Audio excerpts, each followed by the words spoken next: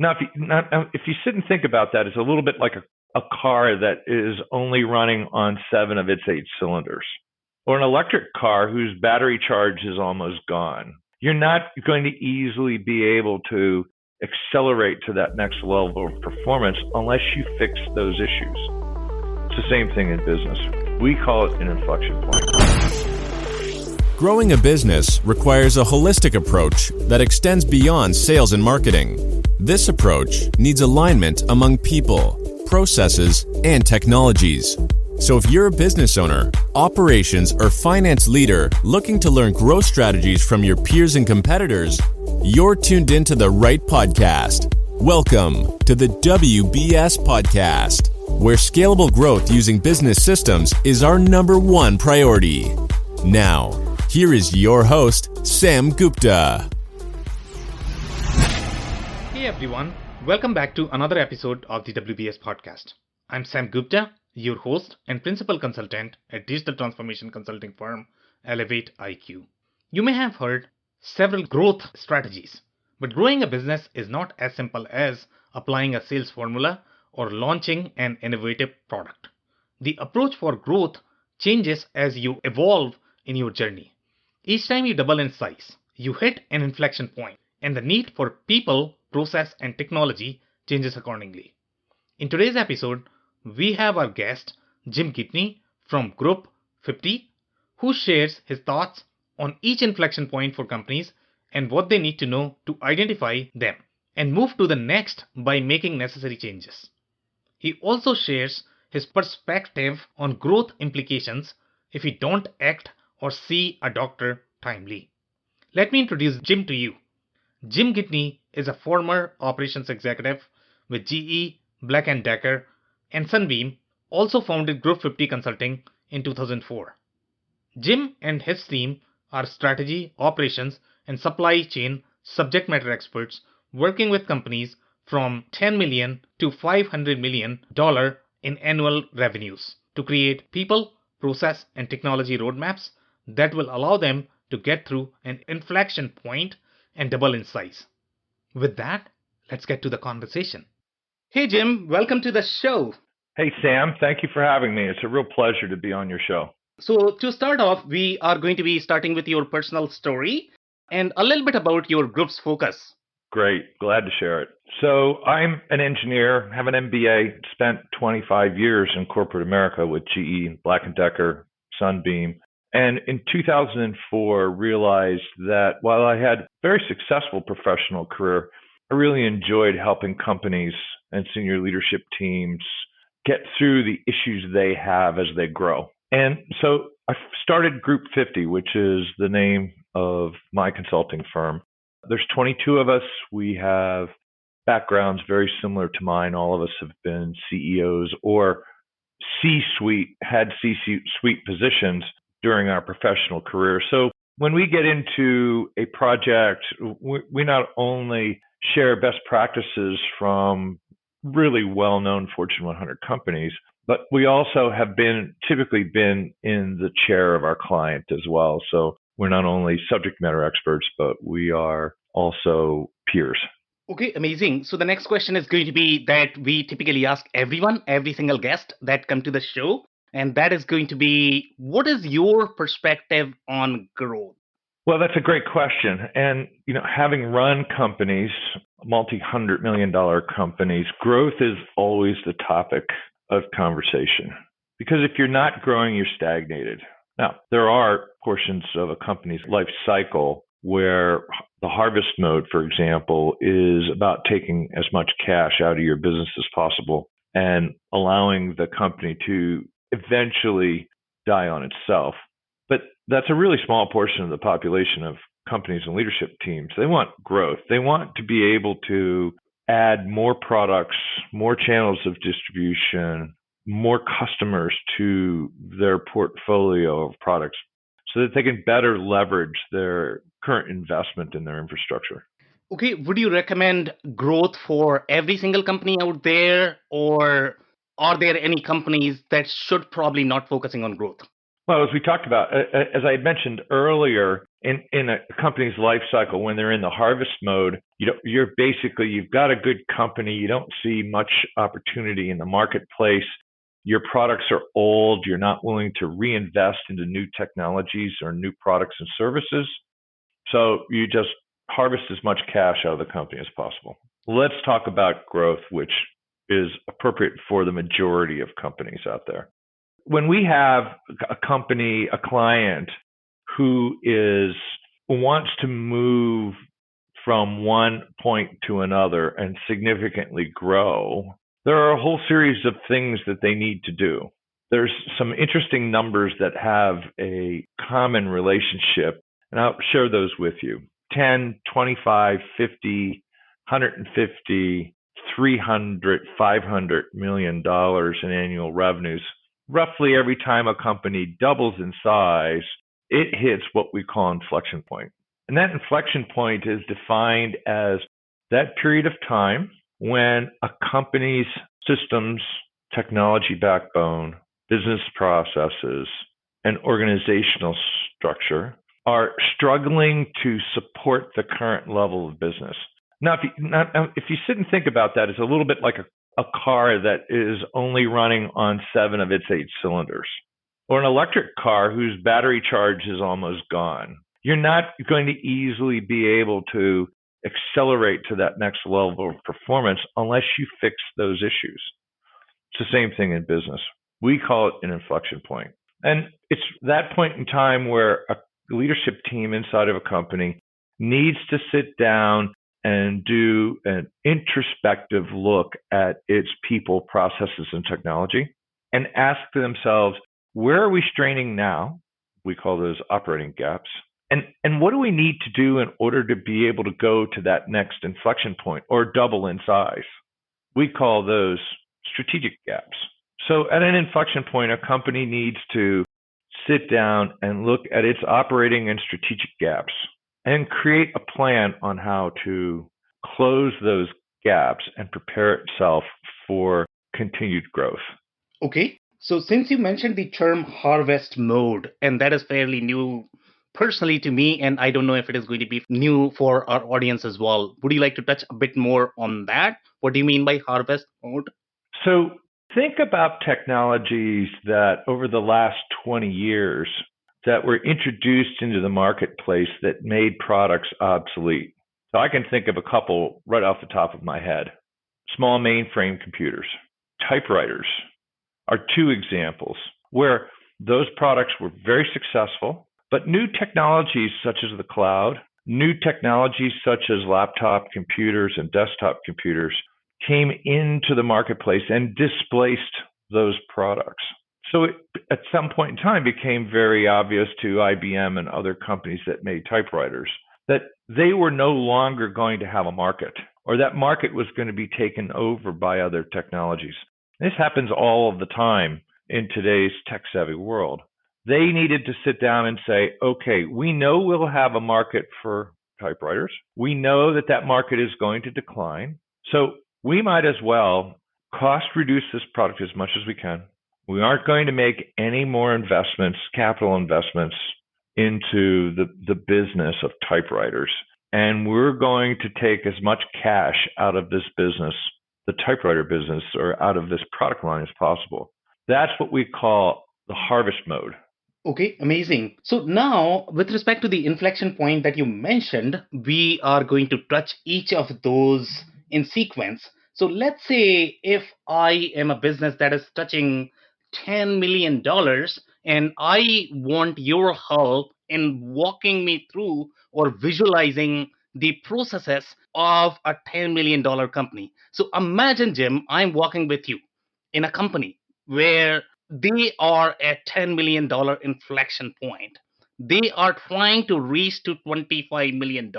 So first, let's talk about how the company is going to look when they are at 10 and how the processes are going to change when they are going to reach to 25. Can you help me with that? Sure, I'd love to. So think about a $10 million business. $10 million is typically, up to $10 million is typically what's referred to in the industry as a lifestyle business. it's run by probably one person with some help from a few other folks. It's run in their head. Perhaps they have a desktop version of QuickBooks.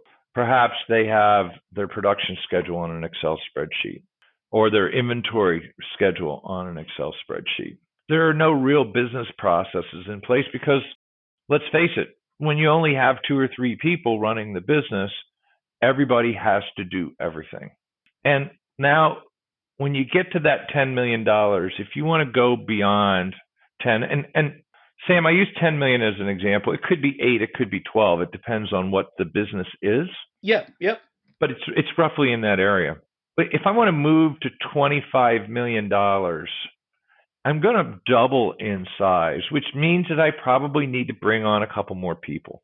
And I'm going to need to have some specificity around what those people are going to do, and perhaps informal job descriptions. And I'm going to be have a lot more inventory and capital tied up in inventory, whether I'm a retailer or I'm a manufacturer, because let's face it, I've gone to 25 million bucks. Now I'm going to have to do a better job of managing the amount of capital I'm going to have tied up in inventory. So perhaps I now start thinking about an MRP system, a simple MRP system that perhaps bolts on to my QuickBooks or my QuickBooks Online. So what I'm doing now, in order to go from $10 million to $25 million, I've got to put some additional processes in place, business processes. I have to add a couple people. I have to add some more technology.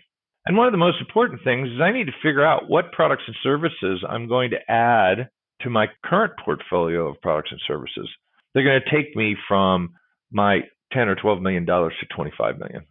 So what I've just described is an operation or a business that is run by 1 or 2 people with loosely defined processes and procedures and technologies in their business, the things they need to do in order to be able to go to 25 million. Okay, so before we touch the next inflection point, I would like to understand the implications. Let's say if I'm at the 8 to 10 to $12 million range that you mentioned with respect to that inflection point, let's say I don't change. I'm not going to change. Okay, what are the implications if I don't? Well, when you get to an inflection point, you typically begin to realize the following things or see the following things. You typically begin to see weakening financial performance because you're not as crisp about the things that you're doing. There are skill set gaps inside your organization. Somebody is not doing what they're supposed to be doing. There are operational issues. Perhaps you don't have inventory to satisfy the orders that you need, or someone forgot to order inventory and you all of a sudden find out that you're out of goods. Your technology gaps exist in the organization because you have a spreadsheet here, a spreadsheet there. What that means, and communication issues are a problem. And these things exist at every inflection point. But let's just talk about that $10, $12 million company. If they don't fix those things, if they don't close those operating and strategic gaps, then what's going to end up happening is they're going to continue to muddle along. They're going to continue to struggle. And because of those struggles, they won't be able to grow significantly. Okay, so again, I think before we discuss the next inflection point, I want to touch a bit more on the weakening financial performance that you mentioned. So when I'm talking to, let's say, my small customers, majority of them seem to be happy. Obviously, they want to improve, but they don't necessarily understand if their performance is really weak. So can you put this thing into perspective, or maybe can you share a story so that my audience can relate with what weakening of the financial performance means?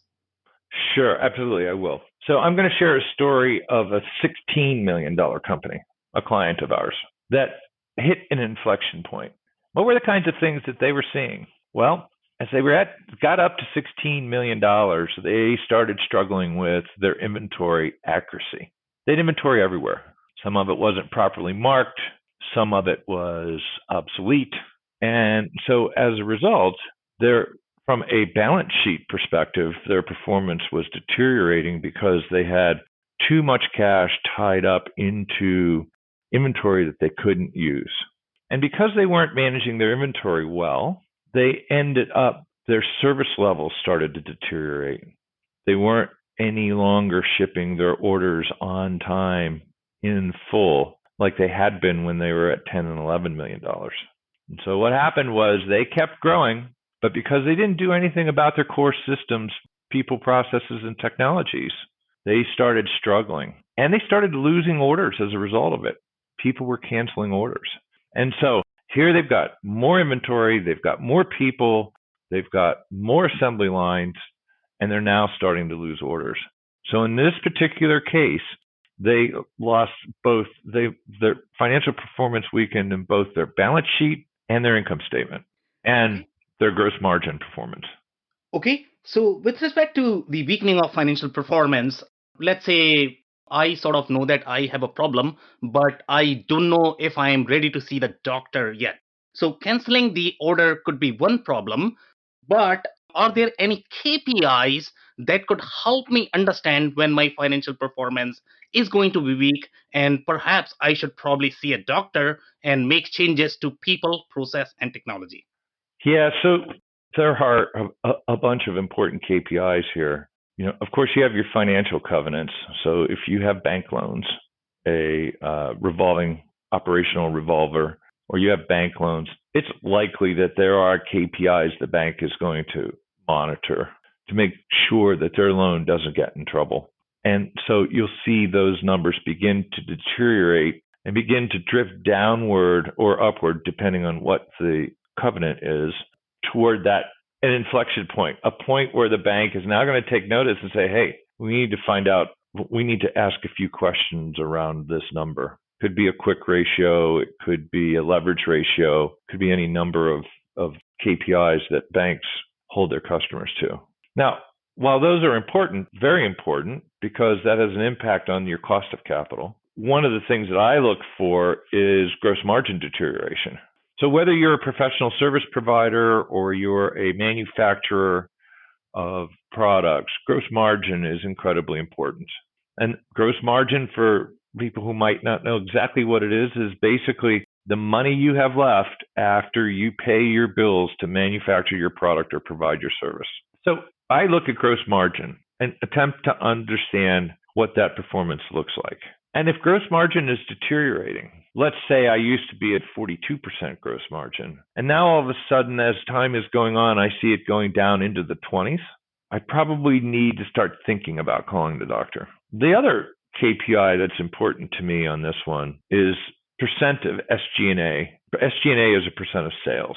Because SG&A, loosely defined, is that bucket of overhead costs you put into your business in order to support sales, marketing, general, administrative, which is what SG&A stands for, costs. And depending on what kind of business you're in, your SG&A for a healthy company could be 10 to 12% for a manufacturer, and it could be 18 to 20% for a technology company. Just depends what industry you're in. But from my perspective, I don't care. I want to see what's your SG&A percent of sales historically, and what is your projection for the future. And if you have gross margin going down and you have SG&A going up, then it's probably time to call a doctor. Okay, that's an amazing insight there with respect to when to call the doctor. And I think the audience needs to know about that. One more thing related to the $25 million inflection point that I wanted to touch. You mentioned that perhaps at the $25 million level, they would probably require an MR3 system that is going to be an add-on over QuickBooks. Do you have any thoughts with respect to implications of using an add-on of QuickBooks versus using a smaller ERP system? It depends on what your business needs are, Sam. ERPs in general are a lot of work to implement. And when you're at $25 million, when you're at $10 million, you probably don't have the resources or the ability to do it unless you go to one of the small ERP systems, which QuickBooks will tell you they are. But most small companies start out on QuickBooks and then graduate to some type of ERP system when they get to that $25 million inflection point. So at 10, they're going to bolt on a couple of things because it's easy to do. They don't have the resources available to support it properly. And so at the 25 million is now when you're at 25 million, things are stretching even further. It's being strained even further. You now have a couple of decisions you need to make if you want to go from 25 to $50 million. Number one is you need to look around on your team and see if there's anyone who has any experience at running a $50 million company, or anyone who has actually grown a company from 25 to 50 million. And you have to take a closer look at how your product and services roadmap, to try and figure out how you're going to get to that $50 million mark and what channels of distribution you need to be in, how are you going to sell it, what type of sales organization you need, how much marketing is required to do this. And then you take a look at your technology backbone. So you mentioned that having the experience of running a $50 million company is absolutely essential at the inflection point of $50 million. Yeah. So what we found, so let's go back to this $16 million example I was using earlier, this client that we have. They had a really great group of people, very, very talented people, but they'd never run a business this size before. And so they were making a lot of obvious mistakes, making decisions that were hampering their ability to be able to move to 25 million and then on to 50 million. Because they didn't have that experience. And so as you want to move to your next inflection point, you need to stand back as a leadership team and say, okay, if I've never run a company this size, or I have no one in my business who has run this size, where do I get that experience? Do I go out and find somebody who has run a $50 million company? Or perhaps, do I put together a small group of advisors? And that's typically what I recommend, Sam. Put together a small group of advisors of people who have run $50 million companies, people who have grown to that $50 million range, and allow them to provide you as the leader insight to the things they should be thinking about in order to move to that next inflection point. And when you go from 50 million to 100 million, and the next inflection point, it's more complex than the previous one. And so now you have to be much more aware of the types of things your business needs to do, your technologies need to do in order to support that growth. So it's a combination of hire somebody or surround yourself with a group of advisors who can help you get there. Okay, so give me a bit of tech at the $50 million level. So at the $25 million, you mentioned that probably QuickBooks with the MRP add-on could be one way to go. At the $50 million, how is the tech architecture or the landscape is going to look for that company? So when you get to $50 million, or as you're moving up to $50 million, if you sit and think about it, you've got a lot more customers. You've got a lot more customer service work you need to do. You've got a lot more marketing and advertising that you're doing. And of course, it's dependent on what kind of business you're in. Each industry is going to be different, each industry group. But here are the types of things that you've got to be aware of as you move to this. At $50 million, your core costs are probably somewhere in the $30 million range. And what do I mean? I'm talking cost of goods sold. And you're probably spending 10 million or so on SG&A related activities. That's a big spend. And that's a lot of spending to a lot of different vendors. And so you need to have a strong MRP, ERP system that allows you to manage your accounts payables and receivables very well and very tightly, that allows you to get the kind of financial reporting you need to tell you how well you're really doing. And then you need to start talking about sales, inventory, and operational planning. You need to talk about what kind of technology systems do I need for my market-facing activities. CRM, for example. I need to manage drip campaigns to my end users on the internet, or I need to communicate with them on a routine basis. I now need to start asking myself questions around, do I need 24/7 customer service? And as I move up to the $100 million range, those questions and those issues become much broader and need to be managed much more closely, because now you have way too many parts to manage it in your head or on spreadsheets, way too many moving parts. And so it used to be, back when I started my career, Sam, technology, if I looked at the three bubbles of people, process, and technology, business process was big, people was big, and technology was really small. Today, technology is the largest bubble of those three. And all businesses are now need to be fully integrated, not only internally with the appropriate reporting systems, data layers, and those kinds of things, but also they need to be integrated with a lot of external systems, CRM, Shopify if you're selling on the internet, or maybe it's Amazon Web Services, or maybe it's your bank. So technology, as you move up through this continuum and you start moving up, to 50 million and 100 million and beyond, technology plays an increasingly more important role in the success of your business. Okay, so let's say if we are going from 50 to $100 million, what is going to change with respect to people, process, and technology? So in the 50 to $100 million, you're now starting to talk about things that companies that are beginning to mature are thinking about. So your human resource activities are now going to be much more formalized. You're going to have a human capital focus, because at, let's say, $75 million, you probably have, 100 people, 150 people, potentially 200, depending on what industry you're in. And so that's a large group to manage.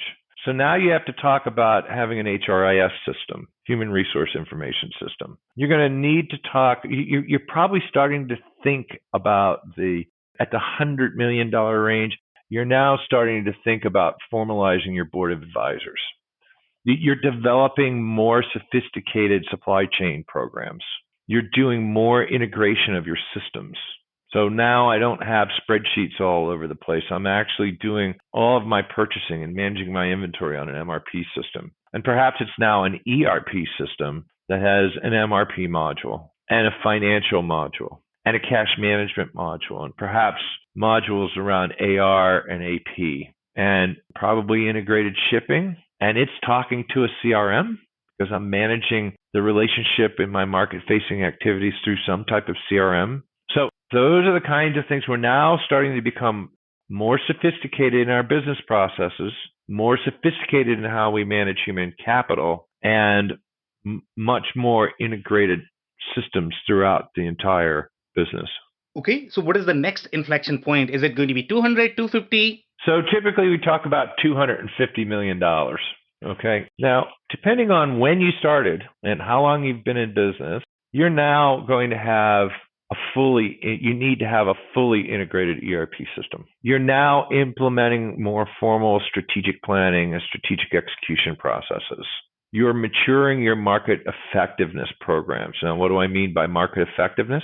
It's all your market-facing activities. You now have formal systems around product roadmaps, service roadmaps.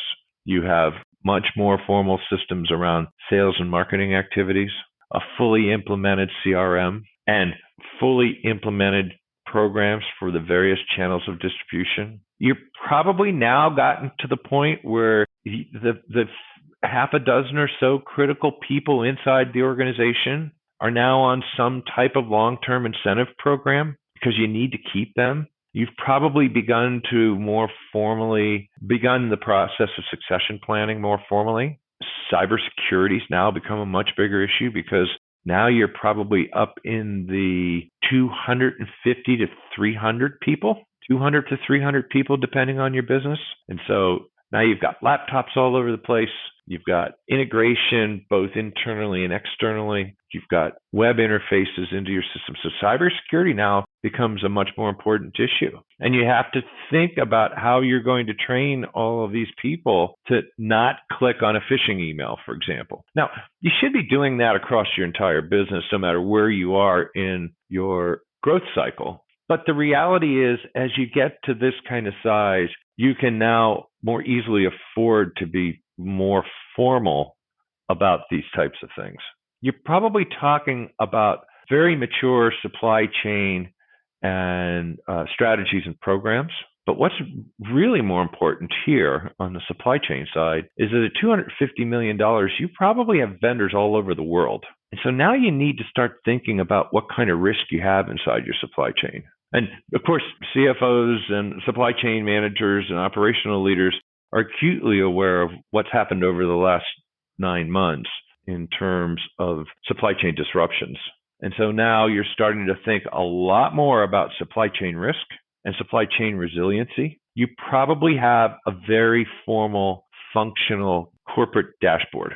Now, we have a client who is at $280 million right now. We did their strategic plan for them last year. Well, we facilitated them doing their strategic plan. And we're working with them on executing that strategic plan. And their goal for this year is by 2025 to be at $440 million.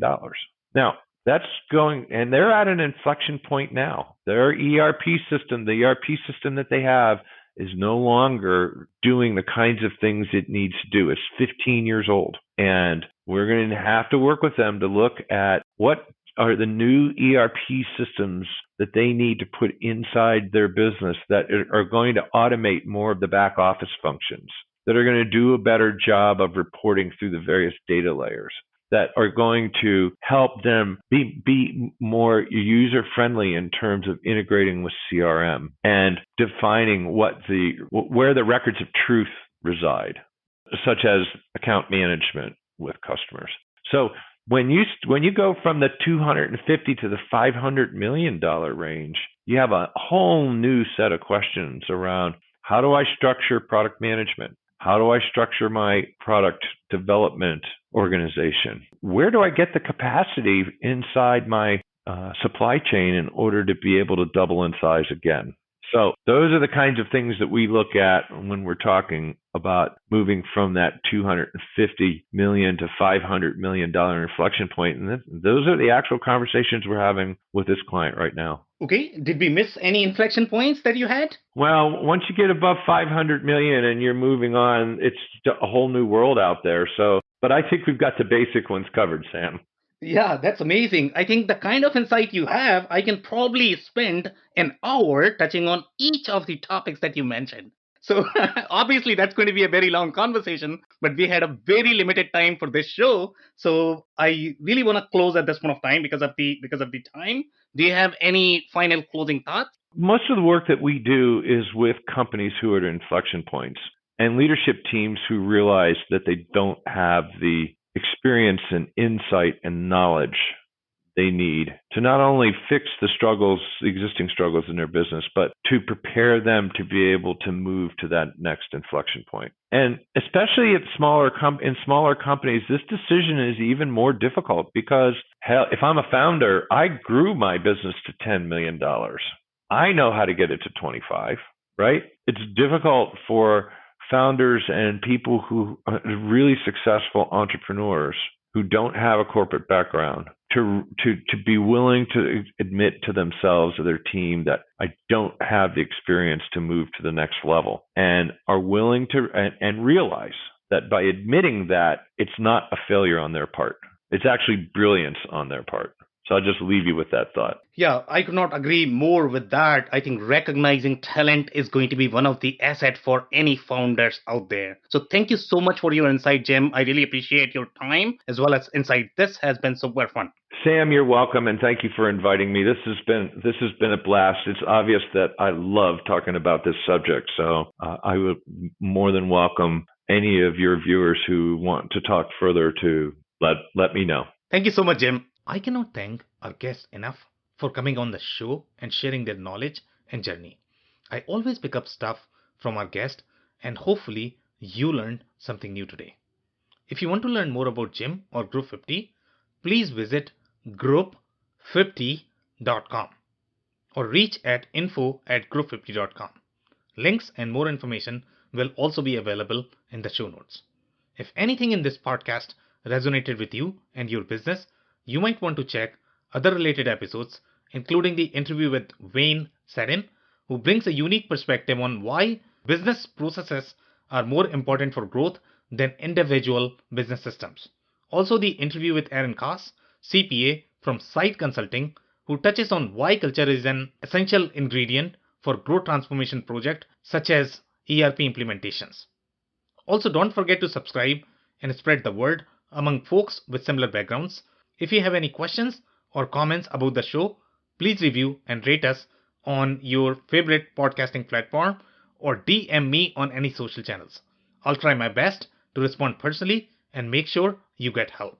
Thank you, and I hope to catch you on the next episode of the WBS Podcast. Thank you for listening to another episode of the WBS Podcast. Be sure to subscribe on your favorite podcasting platform so you never miss an episode. For more information on growth strategies for SMBs using ERP and digital transformation, check out our community at WBS.rocks. We'll see you next time.